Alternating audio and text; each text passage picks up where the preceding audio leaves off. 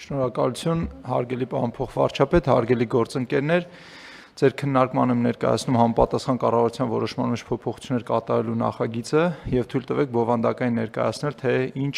իրավահարաբերությունների կարգավորմանն է ուղղված այս նախագիծը։ Ժամանակակից աշխարհում անշարժ գույքի շուկայի զարգացումը համարվում է յուրաքանչյուր պետության տնտեսության կարևորագույն էլեմենտներից մեկը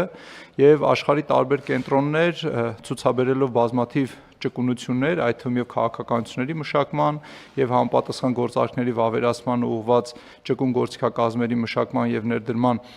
աշխատանքներ կարողանում են արտասահմանյան տարբեր հատվածներից ներգրավել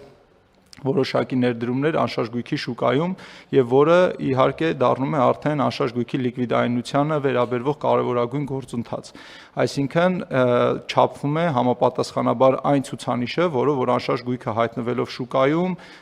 գործարքի է ենթարկվում եւ տեղի է ունենում առուծախի այն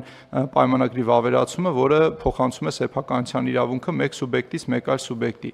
Եվ այս գործընթացի ժամանակ, որքան որ մեծանում է անշարժ գույքի լիկվիդայնությունը շուկայում, այնքան իհարկե ակտիվանում է անշարժ գույքի շուկան, այնքան ավելի նոր կառուցապատման եւ նոր զարգացման ծրագրեր են ի հայտ գալիս։ Եվ համապատասխանաբար այս աշխատանքները շարունակաբար զարգացնելու եւ Հայաստանի Հանրապետության անշարժ գույքի շուկան եւս զարգացնելու համար Կադաստրի կոմիտեն մշակել է եւ արդեն իսկ ընդունված են բազմաթիվ իրավական ակտեր, դրանց վերաբերվում է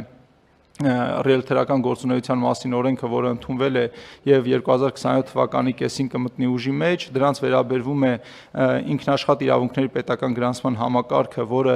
ընդունված է օրենսդրությամբ եւ պայմանագրերը արդեն ինտեգրված են Կադաստրի կոմիտեի էլեկտրոնային հարթակին եւ սա հաջորդ քայլն է, որը մենք իրականացնում ենք, մեծացնելով հնարավորությունները գործարքների վավերացման։ Այս նախագծով սահմանում ենք համապատասխան պայմանագրերի այն ձևանմուշները, որոնցով եռակողմ պայմանագիր է հնարավոր կնքել հիպոթեկային վարկավորման տրամադրմամբ, այսինքն եռակողմ ասելով նկատի ունենք համապատասխան առաջնային շուկայում կառուցապատող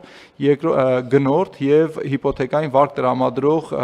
լիցենզիա ունեցող կենտրոնական բանկի կողմից լիցենզավորված բանկեր կամ հիպոթեկային վարկ տրամադրող կազմակերպություններ։ Այսինքն էլեկտրոնային համակարգում Կադաստրի կոմիտեի կինտեգրվի այս ձևանմուշը եւ թույլ կտա, որպեսզի հիպոթեկային վարկի արկայության պարագայում հեռահար գնորդը, վաճառողը եւ բանկը էլեկտրոնային համակարգի մեջ կնքեն վավերացնեն այն պայմանագիրը, որը հիմք կդառնա իրավունքի պետական գրանցման համար եւ սեփականատիրոջից, այսինքն կառուցապատողից սեփականության իրավունքը կփոխանցի հիպոթեկային վարկավորմամբ ձեռք բերողին, ով որ կարող է այս պայմանագիրը վավերացնել թե Հայաստանում, թե Հայաստանի սահմաններից դուրս։ Նշեմ, որ ներկա դրությամբ, եթե մենք ցանկություն ունեինք նմանատիպ պայմանագիր վավերացնել, ապա